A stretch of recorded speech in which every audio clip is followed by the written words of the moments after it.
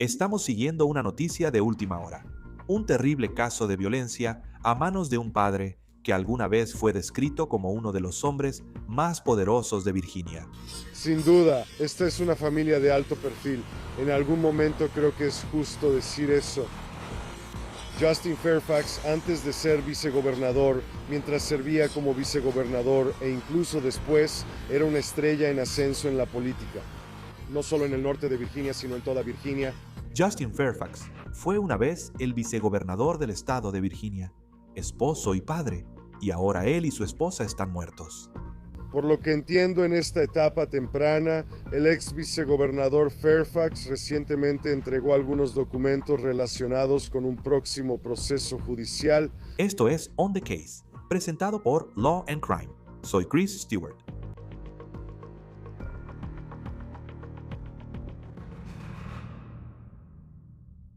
Justin Fairfax alguna vez fue considerado una estrella en ascenso en el mundo de la política, y era esposo, era padre. Y conociendo quién era, lo que sucedió durante la noche es aún más difícil de entender. Y les advierto que, mientras avanzamos en esto, habrá algunos detalles difíciles, fragmentos de audio difíciles que van a escuchar. Vio que su papá pudo haber apuñalado a su mamá y que ella está tirada en el suelo sangrando porque él sostiene su camisa.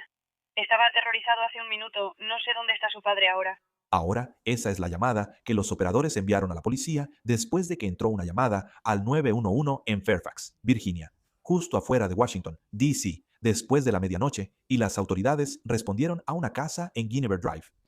Parece que el asesinato ocurrió en el sótano. Me lo describieron como un sótano terminado, pero sin terminar, en la casa. Aunque la llamada inicial al 911 reportó un apuñalamiento, las autoridades dicen que en este caso se usó un arma de fuego.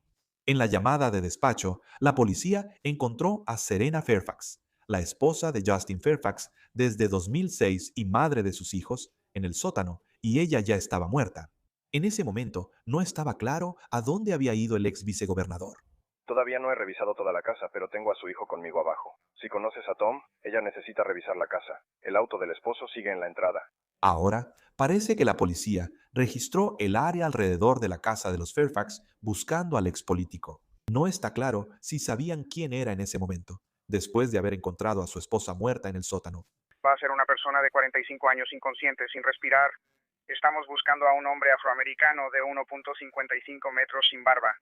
Pero fue aproximadamente 15 minutos después de que llegó la primera llamada, cuando las autoridades encontraron a Justin Fairfax muerto en una habitación. 431 Alfa. Tenemos otro sujeto caído en una habitación en el piso de arriba. Claro, 7023. Creo que este va a ser nuestro sujeto. Tiene un arma consigo, herida de bala autoinfligida en la cabeza. Justin le disparó y mató a su esposa. Al parecer sube corriendo las escaleras de la casa, entra al dormitorio principal y se dispara, quitándose la vida. La policía dice que el ex vicegobernador mató a su esposa desde hacía aproximadamente 20 años, la doctora Serena Fairfax, quien es dentista. Ellos se conocieron cuando eran estudiantes en la Universidad de Duke. Habían estado casados desde 2006, casi 20 años. Tienen 2 hijos adolescentes y fue su hijo quien llamó al 911. Ahora, no hay razón para que una historia como esta tenga sentido, sin importar quién esté involucrado. Pero la policía dice que los Fairfax estaban pasando por un divorcio y parecía ser uno complicado. Por lo que entiendo en esta etapa temprana, al ex vicegobernador Fairfax le entregaron recientemente unos documentos relacionados con un próximo proceso judicial que al parecer llevó a este incidente anoche. Ambos hijos, adolescentes, el niño mayor que la niña, estaban en la casa cuando sucedió. Así que son noticias horribles para la familia. Sin duda, un evento traumático para esos niños tener que vivirlo. Pero sabemos que todo eso culminó anoche. Los documentos judiciales muestran que fue Serena quien solicitó el divorcio en julio del año pasado. Ella afirmó que ambos se habían separado en junio de 2024, pero seguían viviendo juntos en la misma casa. Dormían en habitaciones separadas, pero estaban bajo el mismo techo. El documento también indica que los Fairfax tenían un acuerdo posnupcial, y parece que habían estado discutiendo sobre eso en la corte después de que Serena solicitó el divorcio. No estaban de acuerdo sobre cómo se iba a aplicar ese acuerdo prenupcial en su divorcio. Tengo a un abogado de divorcios, Randy Kesser, que se me va a unir en un momento. Y hay una ley interesante en Virginia relacionada con el divorcio y cómo eso pudo haber influido en lo que sucedió. Por supuesto, todavía hay mucho que no sabemos. Ahora, el documento no indica cuál fue la razón del divorcio de los Fairfax, pero la policía dice que Justin Fairfax los llamó e hizo supuestamente una acusación falsa de agresión contra su esposa en enero. En enero de este año, el señor Fairfax llama a la policía y alega que su esposa lo agredió. Respondimos a esa escena. Hay varias cámaras instaladas dentro de la casa.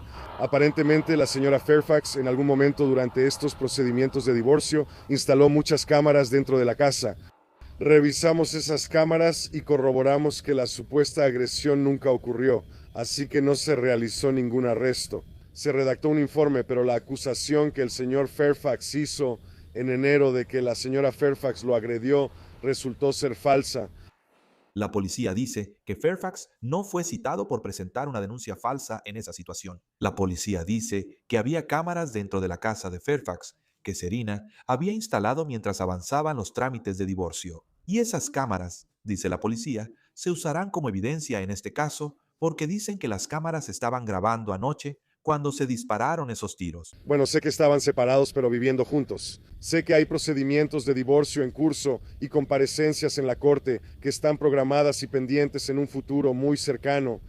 Sé que recientemente le entregaron algunos documentos. Al parecer esos documentos indicaban cuándo debía presentarse de nuevo en la corte. Eso pudo haber sido una chispa. Ya sabes, los detectives averiguarán qué fue lo que llevó a esta tragedia aquí. De nuevo, una madre fue baleada y asesinada, fue arrebatada a sus hijos y luego él se quita la vida.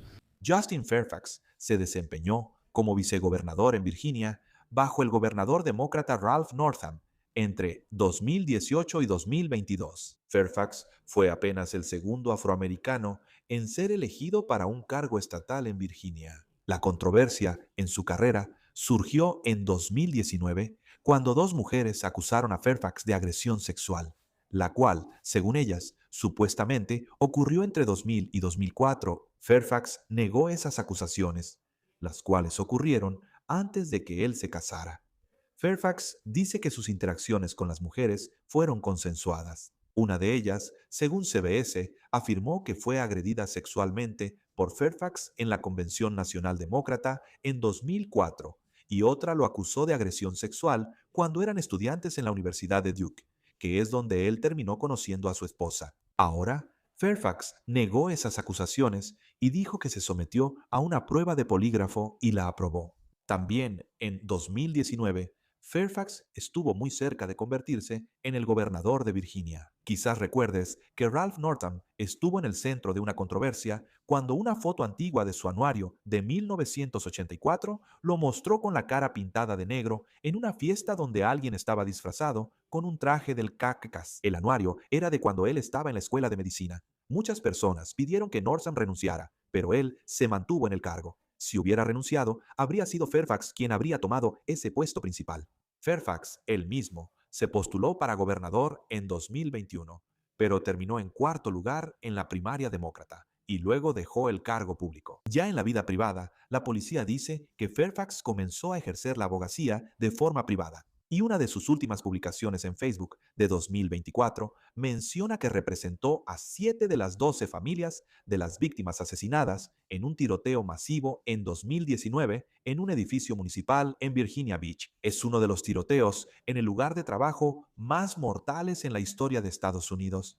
Y esa publicación mencionaba que Justin quería más servicios de salud mental para quienes fueron afectados por el tiroteo. Otra nota sobre su divorcio. Los documentos que tenemos muestran que su esposa había contratado a un bufete de abogados para que la representara en el proceso de divorcio. Fairfax parece haber estado representándose a sí mismo. Ahora se une a nosotros para desglosar algunos de los detalles que podrían estar en el centro de lo que es una historia muy difícil. El abogado de derecho familiar Randy Kesler. Gracias por tu tiempo hoy. Sabes, leí este documento y parece que fue un divorcio complicado, por decirlo menos, entre los Fairfax, que seguía en curso. ¿Qué viste tú cuando lo leíste? Bueno, sabes, no he visto todo el expediente, pero por lo que leí fue un divorcio complicado. Y lo que lo hacía complicado era en parte las leyes involucradas, ¿verdad? En Virginia parece que tienes que estar separado por un año. Muchos estados tienen reglas que dicen, no creemos que realmente quieras un divorcio. Queremos asegurarnos de que sí quieres un divorcio. Tienes que permanecer separado por un año antes de que te den el divorcio. Y tal vez fue con buenas intenciones. La mayoría de las leyes tienen buenas intenciones. Sabes, de hecho, estoy aquí ahora mismo, Chris, en la reunión de la sección de Derecho de Familia de la ABA en Washington, donde hablamos sobre las leyes de todos los diferentes estados y las comparamos. Y mucha gente está de acuerdo en que cuando intentas hacer que las personas se queden juntas, pensando que eso hará que permanezcan casadas, terminas con cosas como esta, ¿verdad? Somos adultos. Si mi esposa y yo trabajamos en nuestro matrimonio durante 4 años y simplemente no funciona, ¿por qué el Estado debería decirme que tengo que estar oficialmente separado durante un año? ¿Por qué me mantienen en ese limbo? Y eso parece ser parte del problema. No sé qué fue lo que lo hizo perder el control. No sé qué causó el divorcio, el asesinato. Pero ya sabes, mantener a las personas en una mala situación con la esperanza de que tal vez sigan casados porque el matrimonio es algo bueno, que normalmente lo es, a veces sale mal, y esta puede ser una de esas tristes ocasiones. Y según la policía, Serena Fairfax acababa de notificar oficialmente a Justin Fairfax, y la policía cree que, potencialmente, eso pudo haber encendido, ya sabes, la chispa que llevó a este terrible caso de violencia, porque cuando veo esto, ellos están viviendo en la misma casa, ya sabes, y es como dice el documento. Creo que ella primero dijo que quería este divorcio desde 2024, y entonces, ya sabes, tienen habitaciones separadas pero viven en la misma casa. Y parece que, por lo que estamos aprendiendo, era una relación muy conflictiva, por decirlo menos. ¿Cómo es posible que las personas puedan vivir bajo el mismo techo, pero al mismo tiempo tener estos procedimientos legales en curso? Sí, suena loco. Y mira, tengo la suerte de que tenemos, si así lo quieres llamar, una práctica de divorcios bastante activa, donde la mayoría de nuestros clientes pueden permitirse encontrar una segunda residencia. La mayoría de las personas no pueden permitírselo. Probablemente estas personas sí podrían hacerlo. No sé si pueden o no, pero no es algo poco común. De hecho, es muy común que solicites el divorcio y no te vayas de la casa porque nadie quiere dejar la casa donde están los niños. ¿Verdad? Me iré de la casa, pero entonces dejaré a mis hijos. O me iré de la casa, pero normalmente tienes que resolver esas cosas. ¿Cuál va a ser el acuerdo sobre el cuidado de los hijos? Es algo aterrador dejar una casa y no tener la garantía de que vas a tener acceso a tus hijos o a tus cosas. Así que muchas veces la gente inicia el caso. ¿Sabes? Cuando empezamos nuestros casos de divorcio, a menudo nuestro consejo es que sí salgas de la casa. Queremos que el cliente esté lejos de su cónyuge porque ese es el momento de mayor peligro. Cuando alguien recibe los papeles de divorcio, es una declaración de que la persona a la que amas, quieres y con quien elegiste pasar el resto de tu vida te ha rechazado. Por más amablemente que lo digamos, por más calmado y neutral que lo expresemos, que este será un divorcio sencillo, sin resentimientos, simplemente no va a funcionar para nuestro cliente. No hay una forma amable de decir, ya no quiero estar casado contigo. Es simplemente la peor bofetada en la cara, y a veces la gente reacciona de manera dura. Es una situación muy, muy terrible emocionalmente para la mayoría de las personas. De vez en cuando, dos personas llegan a eso al mismo tiempo, y es un proceso más sencillo, nunca fácil, pero más sencillo, y eso es por lo que rezo cuando los clientes entran. Espero que digan, mi cónyuge y yo hemos acordado que no debemos estar juntos, solo tenemos que averiguar cómo dividir los bienes y compartir la custodia de los hijos. Ese es mi cliente soñado que llega. Desafortunadamente, no hay muchos así, y tenemos que esperar hasta que ambos acepten que va a haber un divorcio. Así que, en este documento de divorcio, están hablando de un PNA. Supongo que es un acuerdo prenupcial que tenían. En este caso, De hecho, Chris, creo que se llamaba un acuerdo postnupcial porque ya estaban casados. correcto, eso tiene sentido, está bien. ¿Sí? ¿Qué es eso? Entonces, ¿cómo fue eso? En términos legales, estábamos hablando de este periodo de espera donde decía en el PNA que él le compraría su parte de la casa y hay algunas cosas relacionadas con los pagos de la hipoteca y luego él estaba impugnando eso. Y luego, aparentemente en enero, él realmente ganó esa parte. Al parecer, puedes, como alguien que revisa estos documentos todo el tiempo, porque yo ciertamente no lo hago, decirme qué es lo que realmente estoy leyendo ahí. Entonces, desde una perspectiva legal, desde una perspectiva intelectual, fue muy interesante. Primero que nada, todos sabemos lo que es un acuerdo prematrimonial o prenupcial. Antes del matrimonio, decides cómo vas a dividir el dinero. No puedes decidir sobre los hijos de antemano porque las cosas cambian. Alguien que es un buen padre hoy puede que no lo sea mañana, pero sí decides de antemano cómo dividir el dinero. Un acuerdo postnupcial hace lo mismo. Simplemente se firma después de la boda, después del matrimonio. Así que puedes tener un acuerdo postnupcial firmado al día siguiente de la boda, 10 años después de la boda, y decide cómo dividir los bienes. Lo que me resulta intelectualmente interesante en este asunto es que en Virginia tienes que estar separado por un periodo de tiempo antes de que el juez pueda conceder el divorcio. Y lo que el juez determinó fue que, debido a que negociaron un acuerdo postnupcial, diciendo que lo firmaban porque iban a intentar que su matrimonio funcionara, pero en caso de que no funcionara, así es como dividirían los bienes. Por lo tanto, no estaban en un periodo válido de separación. Así que, de alguna manera, le dio la vuelta al acuerdo postnupcial para decir, no pueden divorciarse todavía porque demostraron que estaban dispuestos a intentarlo de nuevo. Así que eso fue algo interesante. No creo haber visto eso antes, especialmente porque en Georgia no hay un periodo de espera. Si quieres divorciarte, lo resuelves y te divorcias. Bueno, porque también, desde la parte legal, está ese intercambio intelectual de ideas. Pero luego es como la policía dijo hoy que hubo esta llamada. En enero, que fue más o menos la época, ese es el mes en que la corte decidió sobre ese tema en particular, donde Justin Fairfax supuestamente acusó a Serena Fairfax de agredirlo, pero ella había instalado cámaras dentro de la casa. Así que la policía revisó esas grabaciones. No ocurrió ninguna agresión. Dicen que el umbral es bastante alto para demostrar que alguien presentó un informe policial falso o algo así, así que él no enfrentó cargos. Pero es como, ¿cómo ve el sistema judicial eso? Y dice, bueno, sí, tenemos este periodo de espera que tenemos que resolver de alguna manera, pero al mismo tiempo simplemente parecía una situación peligrosa, al menos desde afuera, cuando tienes algo así ocurriendo, y aún así se les permite seguir viviendo ahí. O sea, puedes vivir donde quieras, pero aún así se les permite vivir en la misma casa. Simplemente parece que hay algunas señales de alerta sobre cómo estaba yendo esto. Sí, y esas personas que podrían estar viendo este programa o esta transmisión, me encantaría hablar con ellas si van a ser legisladores o van a votar sobre ciertas leyes, porque todos los legisladores piensan que hacer que la gente espere para divorciarse hasta que hayan estado separados por un año ayuda. En esta situación, ellos seguían juntos. Puede que ella no haya podido permitirse mudarse. Ella no lo hizo, ya sabes, cuando puedes obtener un divorcio rápido, un divorcio más rápido, sabes cuánto dinero vas a necesitar para poder mudarte, sabes cómo va a ser tu tiempo con los niños. Sí, obviamente esta era una situación volátil. Cualquiera que haya presentado papeles contra su cónyuge está preocupado de que algún día la situación pueda escalar. Alguien podría simplemente perder el control o quebrarse. Solo el hecho de que, ya sabes, aquí hay una figura pública. Nadie es inmune a este tipo de comportamiento. Y ya sabes, sí, debieron haber señales evidentes, pero Chris, no podemos ir y cambiar la ley por un solo caso. La ley en este caso, esta es la ley en todos los casos. Tienen que estar juntos, tienen que estar separados por un periodo de un año antes de que podamos concederles el divorcio. ¿Quién? Creo que el ir y venir pudo haber afectado la división de los bienes, pudo haber afectado el tiempo con los hijos. Desafortunadamente, con ambos fallecidos, nunca sabremos cómo podrían haber sido sus vidas. Pero sí, esa es otra señal de que a veces, y también quiero dejar claro, la mayoría de los legisladores tienen buenas intenciones, y cuando dicen que hay un periodo de espera, a menudo hay excepciones. Si hay violencia familiar, si hay violencia doméstica, se puede acortar el periodo. You know, pero ¿qué pasa si todavía no llegan a haber violencia doméstica? Y sé que mi cónyuge va a ser violento cuando esto suceda, pero aún no ha pasado, y no puedo probarlo.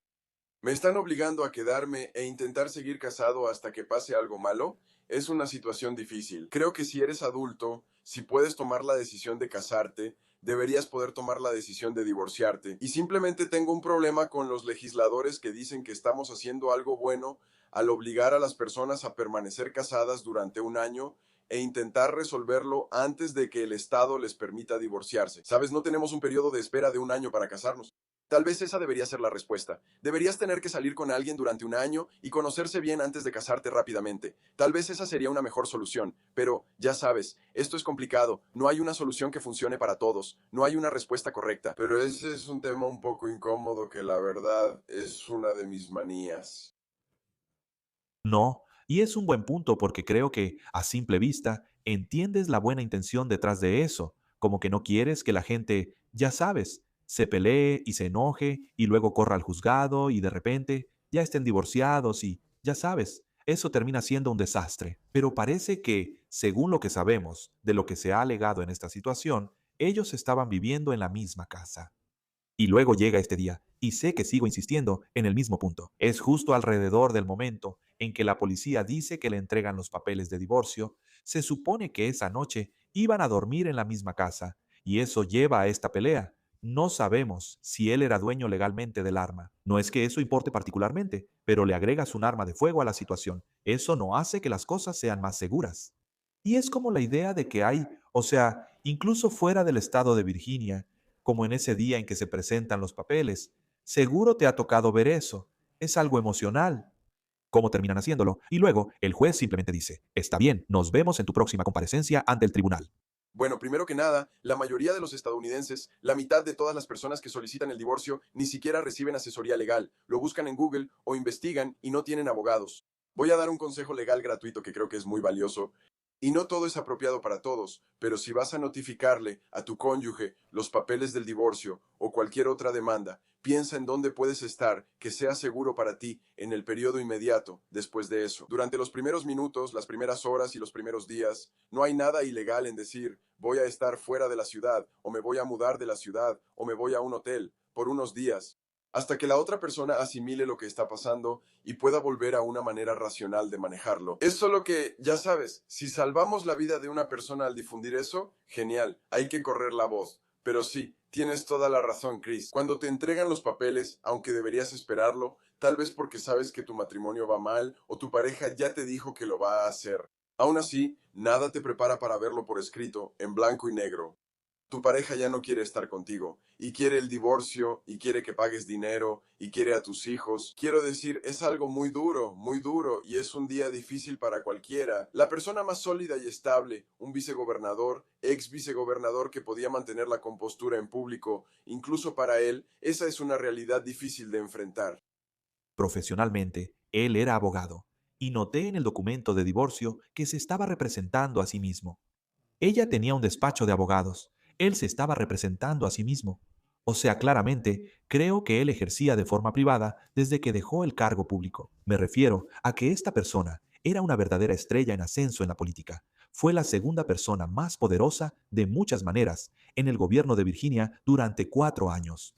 Pero al mismo tiempo, o sea, si le agregas la parte emocional, incluso alguien que es un abogado increíblemente hábil. Y sé que como abogado de divorcio, te gustaría ver que la gente contrate abogados de divorcio, estoy seguro, pero al mismo tiempo, ya sabes, ella tiene este despacho de abogados que la representa, pero él, ya sabes, está pasando por esto y es el que es de quien ella se está divorciando. Ella fue quien pidió el divorcio. ¿Cómo se desarrolla eso? Supongo que emocionalmente para las personas es buena idea representarse a sí mismos, aunque estoy seguro de que se ahorran mucho dinero. ¿Sabes? Va a sonar como si estuviera promocionando mi libro, Divorcio. Bueno, sí, eso es lo que dije. Pero la verdad es que no estoy diciendo que salgan y contraten abogados y gasten miles de dólares. Tengan una consulta inicial. Hay abogados de divorcio que se reunirán contigo gratis durante 1 hora. Infórmate un poco. El conocimiento es poder. Ya sabes, la gente está usando IA y Google, lo cual puede estar bien, puede ser un comienzo. Ya sabes, infórmate un poco y por qué no buscar un buen abogado, aunque sea por 1 hora, aunque sea pagar $200, $500 por 1 hora de su tiempo o encontrar a alguien que lo haga gratis. Entonces, al menos sabrás lo que te estás perdiendo por no tener a un abogado involucrado. Porque, ya sabes, muchos abogados, incluso los que no se dedican al divorcio, se meten en eso y piensan, yo puedo hacer esto. Pero no es solo cuestión de leyes. Quiero decir, en este caso vemos más claramente que en casi cualquier otro caso hay cuestiones legales, de naturaleza humana, emocionales, de sentido común y prácticas. Y los abogados de divorcio que han pasado por esto de manera indirecta una y otra vez ven algunas cosas en común y tal vez, solo tal vez, sabes, un abogado de divorcio habría podido prepararlos un poco mejor, ayudarlos a guiarlos hacia la terapia. ¿Quién sabe? Pero sí, estoy de acuerdo.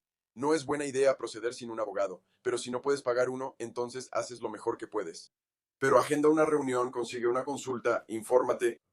Hay tantos abogados allá afuera que es difícil decir, bueno, no pude encontrar a nadie con quien reunirme. Sí, representarte a ti mismo, ya sabes, hay un viejo dicho, ¿verdad, Chris? Cuando te representas a ti mismo, tienes a un tonto como cliente. Es un buen dicho, sí, y lo vemos en muchos casos. Y también me imagino que, si estás pasando por todos estos trámites de un lado a otro, siendo tú la persona involucrada en el caso, hay un nivel de emoción que viene con eso, donde estoy seguro que cuando tienes un abogado, hay casi como una barrera donde ellos pueden pensar con una mente más clara. No sé cuánto tuvo que ver eso en todo esto. Digo, por supuesto, hoy es una historia horrible, ya sabes, solo por esto. También piensas en la familia, en los niños, hombre, es difícil. Tienes razón, tener un abogado es un sistema de pesos y contrapesos. Mira, es en parte por eso que tenemos tantos abogados. Tenemos 20 abogados en nuestro despacho de divorcios. Así que si yo, ya sabes, escucho a alguien y quiero reaccionar de inmediato y decir, sí, eso es terrible, me detengo, respiro, hablo con mi colega y le pregunto, ¿qué tipo de consejo debería dar? Ya sabes, si lo haces solo, no hay nadie con quien consultarlo.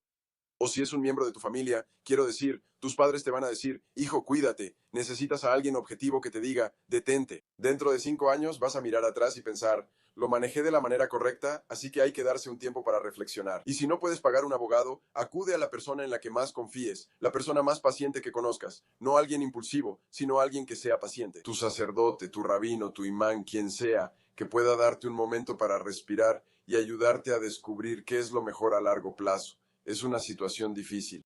Y ya sabes, es difícil. Hay recursos. Usa los recursos.